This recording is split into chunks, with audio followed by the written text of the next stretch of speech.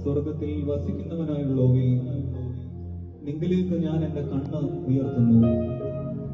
ദാസന്മാരുടെ കണ്ണ് യജമാനന്റെ കയ്യിലേക്കും ദാസിയുടെ കണ്ണ് യജമാനത്തിയുടെ കയ്യിലേക്കും എന്ന പോലെ ഞങ്ങളുടെ കണ്ണ് ഞങ്ങളുടെ ദൈവമായ യഹോവയിലേക്ക് അവൻ ഞങ്ങളോട് കൃപ ചെയ്യുവോളം നോക്കിക്കൊണ്ടിരിക്കുന്നു. യഹോവേ, ഞങ്ങളോട് കൃപ ചെയ്യണമേ. യഹോവേ, ഞങ്ങളോട് കൃപ ചെയ്യണമേ. ബാറക്കുമോ, ദൈവാദി ദൈവവും കർത്താദി കർത്താവും വിശ്വാസപൂർവ്വം തന്നെ വിളിക്കുന്നവരുടെ നല്ല യാതനകൾക്ക് മറുപടി നൽകുന്നവരുമായ കർത്താവേ, അനുഗ്രഹീതമായ ഈ രാത്രി സമയത്തിനായി ഞങ്ങൾ നിന്നെ മഹത്വപ്പെടുത്തുന്നു, സ്തുതിക്കുന്നു.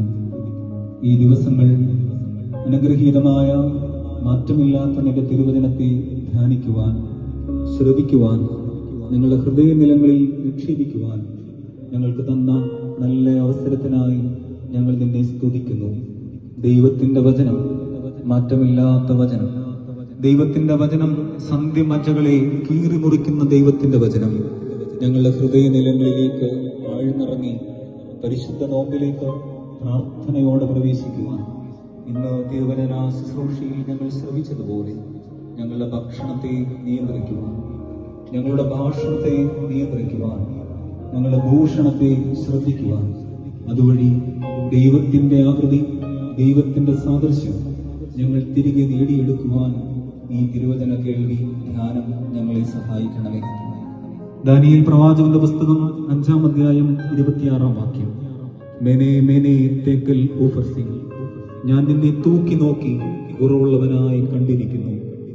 ദൈവമേ, ഞങ്ങളെ തന്നെ തൂക്കി നോക്കുവാൻ, ഞങ്ങളെ തന്നെ അളന്നു മുറിച്ച് പരിശോധിക്കുവാൻ, എന്താണ് കുറവ്, എന്താണ് ബലഹീനത, ദൈവത്തിൽ നിന്ന്, ദൈവ സാദൃശ്യത്തിൽ നിന്ന് ഞങ്ങളെ അകറ്റുന്ന എല്ലാ കുറവുകളെയും തിരിച്ചറിയുവാൻ ഞങ്ങളെ സഹായിക്കണമേ. കർത്താവിന്റെ അടുക്കൽ ഒരു മനുഷ്യൻ വന്ന് അവൻ ദുഃഖിതനായി മടങ്ങിപ്പോയെന്ന് നമ്മൾ വായിക്കുന്നുണ്ടല്ലോ.